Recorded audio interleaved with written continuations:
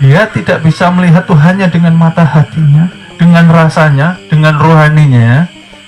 Artinya walaupun dia dalam ketaatan, walaupun dia rajin sholat, rajin puasa, berzakat, ya, walaupun dia mampu umroh atau menjalankan haji, tapi belum mengenal diri, tidak tahu rahasia keluar masuk napasnya, 24 jam dia bermaksiat.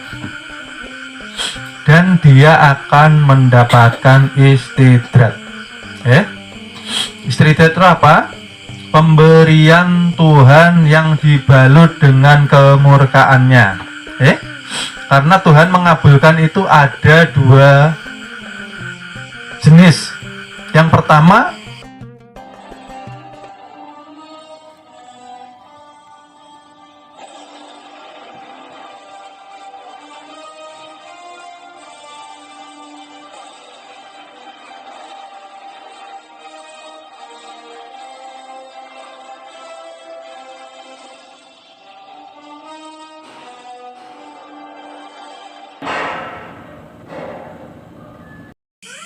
Bismillahirrahmanirrahim. Assalamualaikum warahmatullahi wabarakatuh.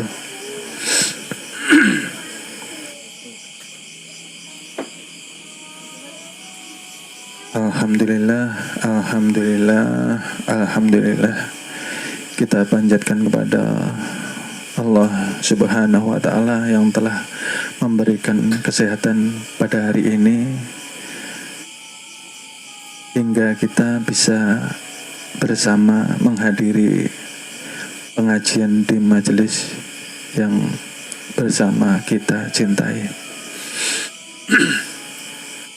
Salawat dan salam selalu kita limpahkan kepada junjungan Nabi besar kita, Nabi Muhammad Sallallahu Alaihi Wasallam. Allahumma salli ala Sayyidina wa maulana Muhammadin Nabiil Ummi ahadi bil ali al qadri azim zahi wa ala alihi wa sahbihi wa sallim taslima.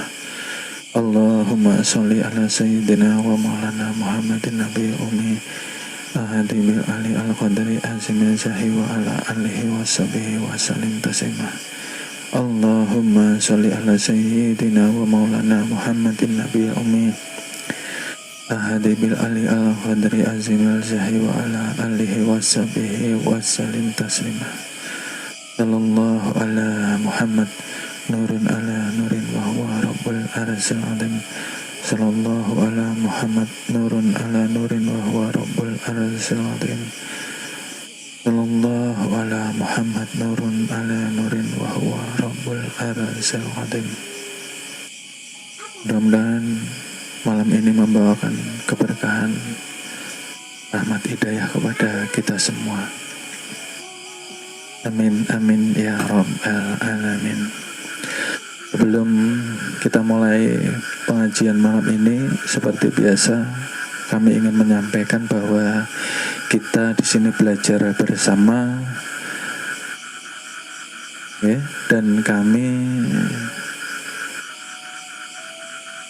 masih juga belajar kepada Zat yang Maha Suci, yang mempunyai ilmu yang kekal abadi, ialah Allah Subhanahu wa Ta'ala.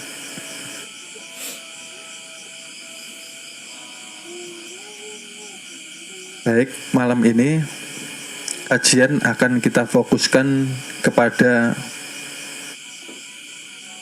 perbaikan diri manusia, karena waktu lalu kita melihat bahwa saudara kita masih ada yang terpengaruh dengan aliran radikalisme. Mungkin Bapak Ibu masih ingat ya. Jadi beberapa waktu di daerah Bogor ya, ada kejadian bom bunuh diri. Ya. Jangan sampai seperti itu terulang lagi. Ya, dan di sini perguruan berusaha mewedarkan atau menjelaskan hakikatnya nanti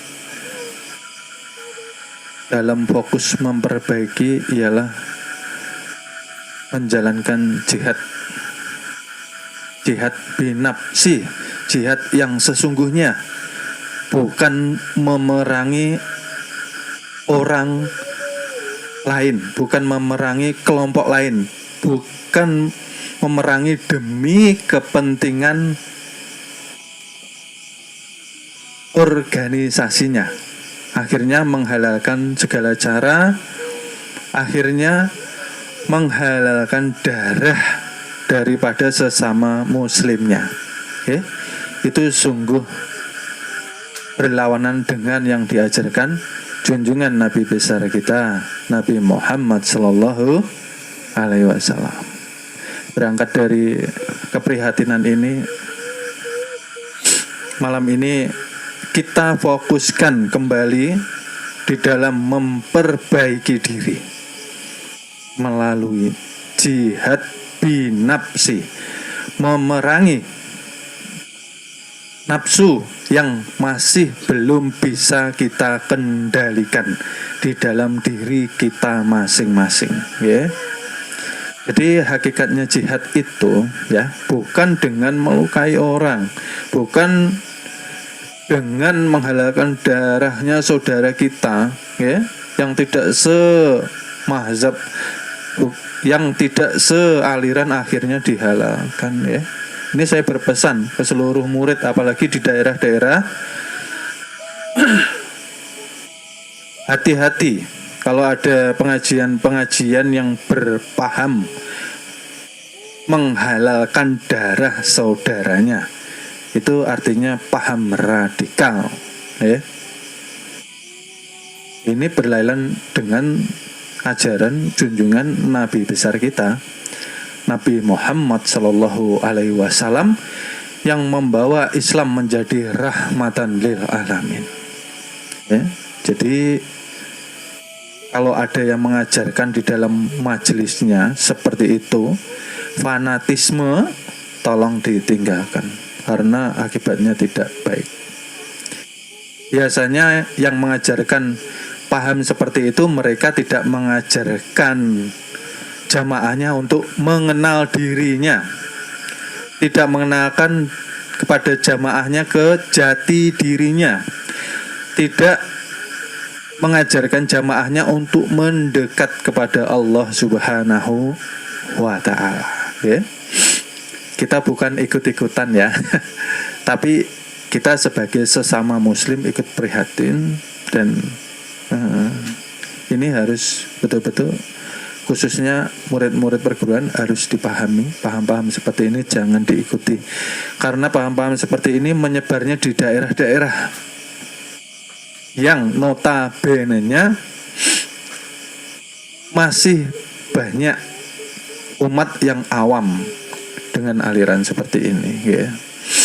Jadi datangi majelis yang mengajarkan adab budi pekerti, yang mengajarkan engkau kenal Tuhanmu, yang mengajarkan engkau memperbaiki dirimu, yang mengajarkan engkau kepada keselamatanmu di dunia dan di akhirat.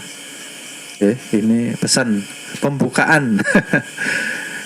Karena kemarin ada tragedi, perguruan ikut sangat amat prihatin, ya. Karena puncak daripada agama ialah adab budi pekerti yang luhur, yang bisa menghargai, menghormati, dan menjunjung tinggi nilai-nilai kemanusiaan. Jikalau orang belajar agama tapi adabnya berlainan dengan seperti yang saya sebut tadi, artinya ada yang salah dengan belajarnya. Belajar agama adabnya malah rusak, ini salah berarti. Dalam belajarnya atau dalam mengajarnya, atau siapa yang mengajarkan, ini perlu perbaiki. Ya. Jadi keluar majelis itu kita harus bisa merubah adab kita. Keluar majelis kita harus bisa mengubah budi pekerti kita. Yang tadinya tidak baik, yang tadinya tidak bisa menghargai dan menghormati, harusnya lebih baik dan bisa menghargai dan menghormati. Karena kita hidup ini selalu bersama dengan manusia, tidak di hutan. Kalau tidak menghormati ya hidupnya di hutan seperti hewan-hewan yang notabene-nya ingin menang sendiri, ya. Dan di sini malam ini fokus untuk memperbaiki diri dengan jalan jihad binafsi, ya. Bagaimana kita bisa jihad menaklukkan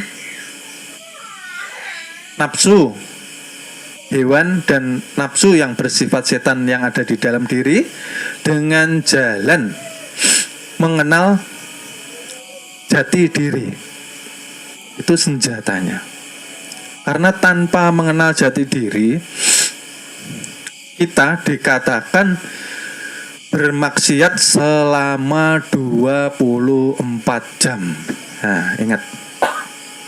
Jika seorang hamba tidak mengenal keluar masuknya napas, artinya tidak mengenal dirinya, berarti tidak mengenal Tuhannya. Artinya di dalam dunia dia tidak bisa melihat Tuhannya dengan mata hati, bukan mata zohir, ya.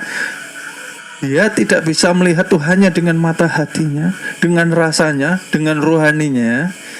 Artinya walaupun dia dalam ketaatan, walaupun dia rajin sholat, rajin puasa, berzakat, ya, walaupun dia mampu umroh atau menjalankan haji, tapi belum mengenal diri, tidak tahu rahasia keluar masuk napasnya, 24 jam dia bermaksiat. Dan dia akan mendapatkan istidrat. Istidrat itu apa? Pemberian Tuhan yang dibalut dengan kemurkaannya. Karena Tuhan mengabulkan itu ada 2 jenis. Yang pertama, dikabulkan karena Tuhan menyayangi kita. Ingat ya, pengabulan doa atau keinginan manusia ada 2 macam. Yang pertama, dikabulkan karena Allah ridha, dikabulkan karena Allah senang, dikabulkan karena Allah cinta dengan kita. Dan yang kedua, bisa juga dikabulkan tapi disertai dengan kemurkaan Tuhan. Orang di dunia ingin kaya raya, ingin jabatannya naik terus, mapan, ya. Kebanyakan seperti itu ya orang-orang sekarang. Dia ingin punya rumah mewah, mobilnya mewah, jabatannya mapan, semua serba nyaman, ya, seperti itu. Bisa Allah kabulkan. Tetapi dengan mengabulkan keinginan manusia itu tadi, Tuhan melalaikan hatinya dengan istidrat. Hatinya dilalaikan untuk mengingat Tuhan. Lalu manusia itu akhirnya diperbudak yang namanya materi atau dunia. Dan yang ketiga, manusia itu dilupakan akan kematian. Walaupun tua, umurnya sudah mungkin mencapai 40, 50, 60, tapi rasa muda. Umur tua tapi rasa muda. Artinya apa? Lupa dengan usia. Akhirnya berpenampilan seperti anak muda. Mempunyai kebiasaan seperti anak muda. Lupa bahwa dia sebentar lagi pulang. Inna lillahi wa inna ilaihi raji'un. Dari Allah kita datang, kepada Allah kita kembali. Lah itu banyak yang dilupakan. Ketika kita lupa setiap hari untuk mengenang bahwa kita akan pulang, di situ termasuk kita kena istidrat. Akhirnya kita mementingkan dunia dan dunia. Lupa mempersiapkan bekal untuk berpulang ke rahmatullah. Tidak ada rasa kekhawatiran sama sekali. Hidup nyaman, tenang, damai. Tidak ada namanya khawatir. Khawatir tidak ada sama sekali. Nah, itu hati-hati. Itu termasuk bagian dari istidrat. Mohon maaf, akan kami lanjut ke episode berikutnya. Terima kasih. Mudah-mudahan kita mendapatkan keberkahan dengan wasilah junjungan Nabi besar Nabi Muhammad Sallallahu Alaihi Wasallam. Mudah-mudahan kita dikumpulkan di surga bersama junjungan Nabi besar kita Nabi Muhammad Sallallahu Alaihi Wasallam. Amin amin ya robbal alamin.